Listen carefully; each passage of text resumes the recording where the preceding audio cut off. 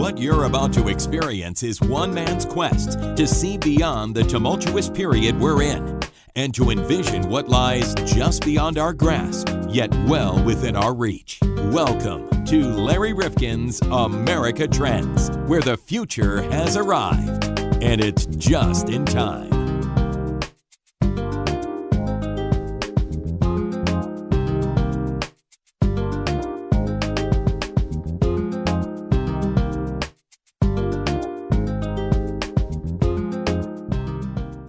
Welcome back to America Trends. Larry Rifkin along with John Kropsic. And John, do you want a truly humbling experience? Sure. What would that be? All right. We're going to take a walk on the wild side right now. Now, just peruse today's version of the want ads, whatever they are, and the skills that are required to do just about anything. Well, it's a lot of computer stuff. People are running computers. I mean, or are computers running people, John? Well, eventually that's coming. Well, I bring that up because, John, at the end of last year, and I'm kind of in a phase of peri-retirement, I'm calling it, where I'm doing some work, doing some jobs for pay, others for volunteer and so forth. But, you know, when the stock market started to really crumble, it got me a little nervous. So I did something I never thought I'd be doing at this stage. I opened up the want ads. Wow. And I looked and I said, it's amazing how many jobs I'm not qualified for, even in my own field anymore. Oh, it's a little depressing. Right. The world has changed. You're absolutely right. Even to deliver Hostess cupcakes or Legos. Legos has a weight limit thing. I mean, so I couldn't lift 100 pounds, so I'm out. It's unbelievable. Those Legos are heavy. Yeah, they are. Well, the Hostess would be lighter because I'd be eating them along the way, you know.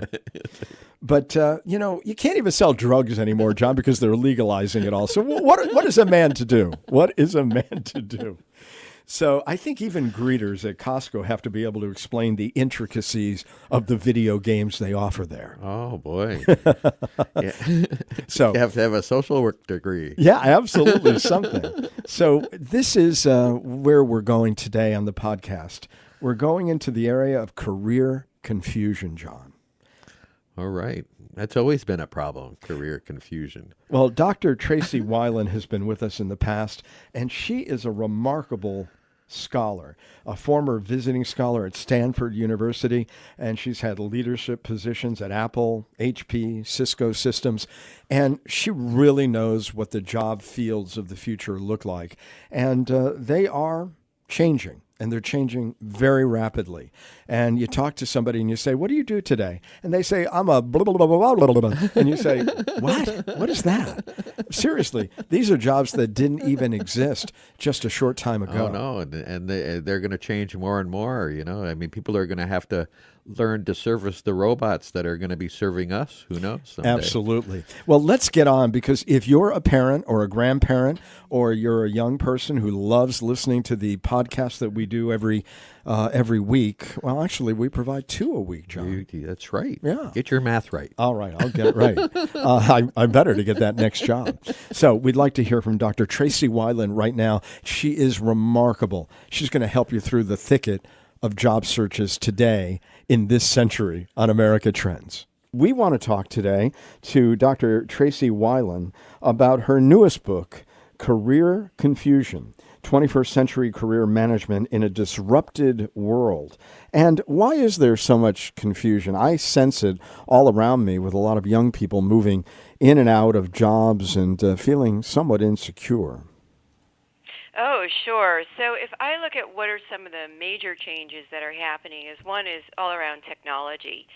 There are so many new technologies out there that today that people just don't understand. You know, we shifted from the PC world into the software world, into the digital world, and words like artificial intelligence and machine learning and Internet of Things is very confusing for people. The second is that the firms structure are actually changing. So many of us may have worked in hierarchical firms, and today, because of competition, globalization, firms are trying to get flatter, more fluid, And that confuses people because they don't even know what their job path is once they get into a firm. The third area is skill requirements. And it used to be either you had to have hard skills or soft skills or technical skills, and now firms and employers are looking for people to have a blend of all three. So that's much more challenging for us. How do I get those skills? And then the fourth area I see is just the fact that we're living longer. We've talked about that before, but researchers are increasingly saying that we will most likely live to 100 plus, which means we have to work longer to retire. So I think those are the four big areas that I think are creating a lot of confusion for people. A lot of people also have opportunities to get into startups or established companies, or maybe even say, well, I'm going to find my own path, and I want a little more flexibility in my work environment, so I want to really be a freelancer. I mean, those are difficult decisions to make because you never know whether a startup is going to make it or not. And then some of these large companies, we see that they downsize regularly, and there are those risks just to being out on your own. Yes, and you're hitting the nail on the head, actually. That is much more risk involved today in any career choice. There is no safe bet. Not even, they say the government was even a safe bet, but that's not a safe bet either. And so we actually have to take a lot more responsibilities of how to manage that risk for ourselves and start to think through more clearly about what are our capabilities, what's our skill set, what's our experience, and how can I apply it and grow it so that I can always protect myself against the risk. I think that's a really good point. And a lot of young people are still coming out of higher education with degrees that people like me got in the humanities. And we were never told that that was a waste of time back in the 1970s and 80s. We figured a way to apply it into communications or law or whatever it might be. And yet we're really starting to send a signal that unless you're technically proficient or you're somebody who's going to help to keep the robots well fed, then you may not have a future. And yet these are still, a lot of the courses that we are offered are those that we enjoyed as part of an arts and sciences curriculum. Yes, you're bringing up a really good point because I increasingly meet so many students who tell me I started off on the path because my parents told me psychology was a good path. I'm good with people. And then they're told in midstream, that's a really bad degree for you to pursue, so now change it to business or change it to computer science or change it to something else. And then they extend their time in college. And I would have stepped back and said, okay, wait a minute, maybe you're down the path of psychology, but we can do double majors here. We can amplify what you're doing by adding in internships in, tech capacity or other areas that are highly employable skills. So, instead of just looking at the curriculum as getting the job, which is what we used to do in the past, now you have to look at your whole experience, your time. And in 24 hours a day, yes, I'm going to do some of it working on school stuff, but should I be volunteering? Should I be starting a business? Should I be working and earning and learning at the same time so that I'm developing a robust portfolio that is hireable when I graduate? So I think it is frustrating for a student today, and I think people as teachers really have to be much more proactive of showing them how to get skills and learn at the same time. And let's be honest, you may become very proficient in a very small field that is technically really important today, that within 5 years, given the pace of technological advancement, you're just as out of step as somebody who might have gotten this broad macro liberal arts education. Yes, and I know a lot of engineers have said that, they learned BASIC and then it was C++ or Java, and now today they need to know Python or different variations of coding. And a lot of IT managers tell me, they came down the hardware thread, but now everything is software. So how do you make the transition? So my advice is always keep on top of your industry so you understand the direction where it's going. And the best time is really to increase your skills, capabilities, and the extra education while you're working so that you can start to get more skills developed in the future of your area. A good example is actually manufacturing. Manufacturing has evolved through 3D printing and robotics. Now, these are things that we can learn while on the job, and then even project forward and say, well, it's going to be smart machines and artificial intelligence. So how am I going to keep up with that curve of transition that manufacturing's going through? You remind us when people are trying to figure out their career path that you still have to do what you like to do. You still have to do it well and well enough to get paid or promoted for it. I mean, those are some of the fundamentals that I think do succeed in virtually every generation, regardless of the pace of change. Yes, but the point that I try to make with people is I'm not an advocate of following your passion unless it is something that you do well and you get well enough to get paid or promoted for it. Because I might have a passion, for an area that is just doesn't get paid for, or I may really want to pursue being a doctor, but I don't have the capabilities to do that. So I think we always have to keep in mind of separating hobbies from things that will actually pay the bills. And if we're lucky enough to have a hobby that also pays the bills, that's really great, because not a lot of people have those capabilities. So I think it's important that we always keep our eye on the ball, that we are a revenue stream, and we have to keep ourselves funded. But what about people who, have just had this passion and they didn't know whether they could turn it into something that was marketable, and yet they found that somehow there was a niche and they built something remarkable out of that. And you don't want to tamp down that expectation, but you do want to make certain that it's measured and careful so they don't get disappointed. So when do you know that you're not really in a position to turn your love, your avocation? For example, my songwriting. I haven't had a million seller yet. In fact, I haven't had a one seller yet, but I'm enjoying it nonetheless. So when do we know that we should move in one direction or another? Well, I guess you'd have to give it, your 100% shot and investigate it as a business plan and a business opportunity, and do a deep dive. Are the songs that you're writing sellable? Or the songs that you're writing, in mesh with what consumers want today? Or is it something that you have to morph a little bit so that it could become a business for you, or along those lines? I'm not a songwriter, so I'm well, I don't think my lyrics would ever be prone to rap, so I don't think I'm really in the market today. But these are the types of questions, I guess, that people have to ask themselves. They really do. And have you done diligence, in pursuing it as a full-time career or not? Or what a lot of people do is they do this stuff exactly like you're doing on the side. So you have a mainline breadwinning sort of career, and then you have a side gig. And the side gig is the one that you're nurturing on weekends and at night to really find out, is that something that you could build into a business? As long as it's not in competition, if you're working in a firm with something you're doing at the company, a lot of people do this because they say, okay, this is what I'll do for now, but in the future I'd like to get my side gig to become my primary breadwinning gig. What if somebody is stuck? They're listening to us now, and we are really fortunate to have Dr. Tracey Wilen with us. She's the author of Career Confusion, and they really just don't know what to do. They've tried different things. They've pursued various forms of education. Maybe it's more technical, or perhaps it is university-based, or what have you, and they're just kind of not getting ahead. What do you suggest? What's a way to get unstuck?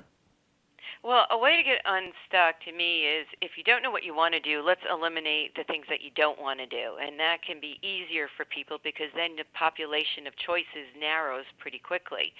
So, for example, I want to work with my hands and not be in an office. Or I want to be in an environment where I'm working and caring for people, but I don't feel good about working with blood. So if you can start to narrow these down, and one way you can do that is asking people, what do you do in your job? Go find 10 people who are doing something that you think you might want to do, and then by the time you talk to the 10 people, you might figure out 8 of those jobs or careers is just like not turning you on. I think the second thing is proximity. Do you want to work where you live? I think a lot of people get intrigued and go, oh, I'm going to move to another state or country, or I love these high travel jobs. They sound so exotic. And then I think you have to get practical. What is your family, your circumstances at home and in your environment, and are you the kind of person who can do nonstop travel or remove yourself from a location and start all over again in another location, and really decided that, can you do that, or is that just sort of like a fantasy and you can, travel on your own? I think commuting is a big one. It's becoming even more important because we're so urbanized and there's so much traffic. You can just throw in the towel. It can get really tedious sitting in a commute every day, 2 hours each way. And so, you might want to just draw a circle around and say, this is how far I'm willing to commute given the traffic patterns of where I live, and what are all of the companies that fall into these zip codes, and let me just put my focus there. Another area is qualifications. A lot of people have dream jobs. Rather, I say, make a list of the skills that you have today and the experience that you have today, and today only apply for jobs that match that. Once you get the job, then you can start thinking about your dream job of tomorrow so that you can expand your skills while you're working and reposition inside the firm or again. Another area is fit. The vibe of a company or the culture of a company. I have had colleagues of mine who have transferred out from the East Coast to work at Google. They just said, this is the hottest company on the planet. And then they got there and they said, I do not fit in this environment at all. It's much more loose, free-thinking, group-oriented. I only have one pair of jeans. Right. But they just said, I just don't fit. And then I think it's always important to read the top-level biographies of all of the executives and what their messaging is, and are they saying the things that you agree with and you'd be comfortable with. So there's a long list there of things you can do if you don't know what you want to do. I'll tell you, the personality piece I find very interesting. First of all, companies are doing these deep dives into personality now to find out whether, in fact, you might fit. And I know people who've gone to 3, 4, 5 different interviews with different teams asking a battery of questions. But I think it's really important, if the employer's taking it that seriously, you need to think about whether you fit. And I worked for a government agency for 2 years, and it was in the commissioner's office. It was at a high level, but I just didn't fit into that culture. I was much more proactive. And so you really need to think about that. I agree with you, Larry. And every industry and sector has its own dynamics. And sometimes you fit into those dynamics, and sometimes you just have to listen, do all the interviews, and say, can I envision myself here? Because if you can't, I wouldn't continue to pursue it, because you might self-eject a year or two later like you did. I went to a company that was just too big for me, and I remember I left within a year, fortunately figuring out a better fit for me at another company, because it had just way too much process and was way too slow for me. How do you prepare for jobs that perhaps don't exist or are going to be, fast tracking and changing and evolving all the time? How do you even begin to think about that, knowing that whatever this job may be today, it's unlikely that it's going to be that in 5 years? Yeah, a lot of parents ask me this. They said, my kids are in school. What are some of the things that I should think about as a parent? And one is, I would say, have your kid talk to a lot of people to figure out what they're doing that's exciting for them. But a lot of times it just boils down to math. And because math is like a problem solver. And I know that people say, oh, but math is so hard. Yeah, it takes time to learn, so the basics, the English, the writing, the reading, take some computer classes, get your hands dirty with the technology. I think also as young people, we also need to find out what are some of the trends that's really exciting to us. A lot of kids say, I love gaming. And, and they say, well, maybe you could have that as a career. Why don't you go talk to some people and find out who are in gaming? You can use your social networks to do that. What kind of courses and classes, companies and skills did they have to learn so that they could actually be working for some of these big game companies? I'm a big fan of keeping busy all year around, whether it's summer activity camps. I'm really hot on those, where you learn about photography to technology to hairdressing to cooking, it doesn't matter. It's you're exploring in the summer, and a lot of times the schools, the public schools, are even sponsoring some of these summer camps, as well as internships. Going in, whether it's a week to a summer, spending time in a company and learning how it works, so you can start to think about, is this going to make sense for me or not? I think as you get older, we can start thinking about how do we expand what we're doing now into something more futuristic. So an easy one to understand is marketing. It's gone very digital. So how can I learn to add, what is digital marketing? How do I communicate to people using social media? How do I understand the data collected? So, manufacturing, as I mentioned before, how do I expand my role in manufacturing to encompass some of the newer technologies like robotics and 3D printing and machine learning? So I think there's a lot of ways that we can do it. A lot of companies are bringing training in. If your company isn't bringing training in, then start to look at some certifications and quick boot camps that you can do. And a lot of these are free or semi-free. You can get them whether it's on YouTube or through Coursera or Udacity. There's lots of ways to learn today. But a lot of people are actually going to these certification programs that are run by private industry. Is there anything to be wary of there? Well, I think at the end of the day, I would always ask them, are people getting placed in jobs? But they will tell you they are. And what are the jobs, and can I talk to the people, right? I would definitely want to talk to alums who are taking these courses. I had a guy actually go to a coding boot camp, convinced that he would be able to transition his entire career, and halfway through he realized he just didn't have what it takes to do coding. I would have said, why don't you try the Code Academy first, which is free, at least partially free, and then make the decision before you exit your job and then invest in the boot camp. So I think it's really understanding, one, can you do it, and can you take some of it for free to see if you have the knack at it. But then two is, are people actually getting real jobs from the different certifications? What is a career selfie? You suggest that we might want to take that snapshot of ourselves.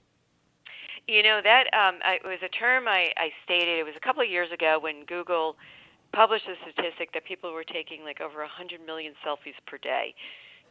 And it was just a bizarre number of image taking that I just couldn't comprehend. And so I compared it with how much time people actually spend on personal career planning. And I found that it was like college students still looking for jobs. It was like maybe an hour and a half a year. It was really small. And adults, I couldn't find any stats on how much time they were spending on career planning because they were doing everything else, like planning weddings or buying cars. And so I wrote a blog that said, isn't it time for a career selfie, which is take a snapshot of where you are in your career today and focus on something, whether it's saying a year from today, this is my goal. I want to be, instead of a manager, I want to be a senior manager. How do I get there? And building a timeline. How do you become the CEO, they say, of your own job or own your job? What are the things that you would do differently if it was actually you were the CEO of the job in your company? Think about your personal brand. How am I going to separate myself?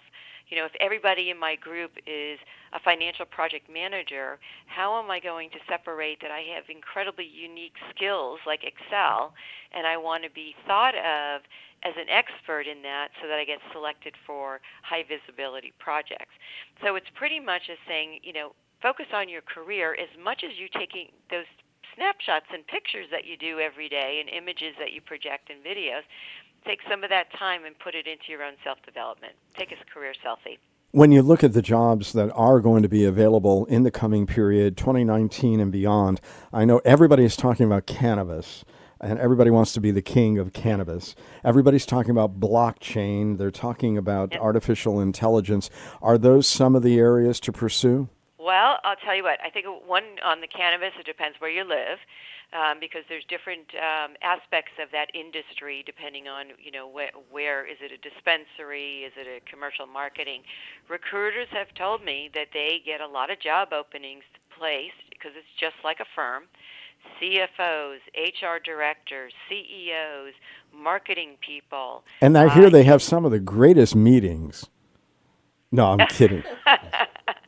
But they said it's a real business. It's sort of like pornography is actually a real business too. And recruiters tell me they get job openings for pornography, adult pornography firms. So it is, but it may not be in one. Is it legal in your state or not?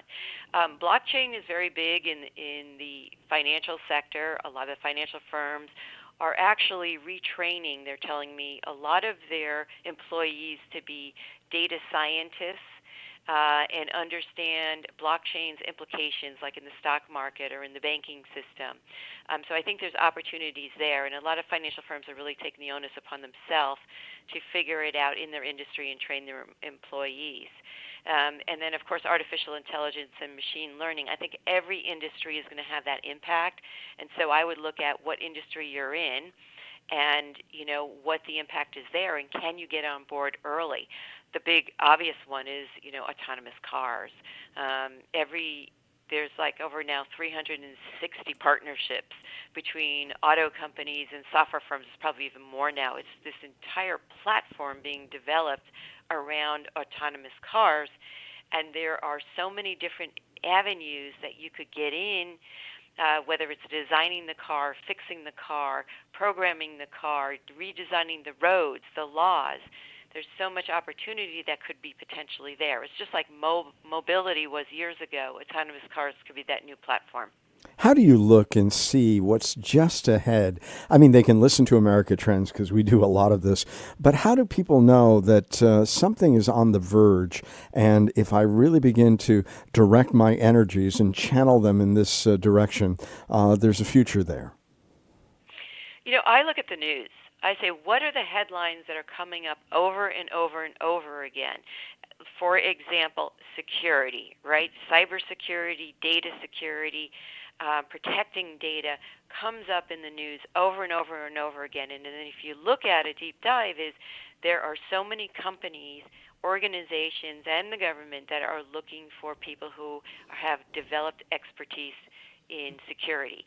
So that to me is okay. There's something here. It's going to stay. There's a lot of job openings, and people are looking at it.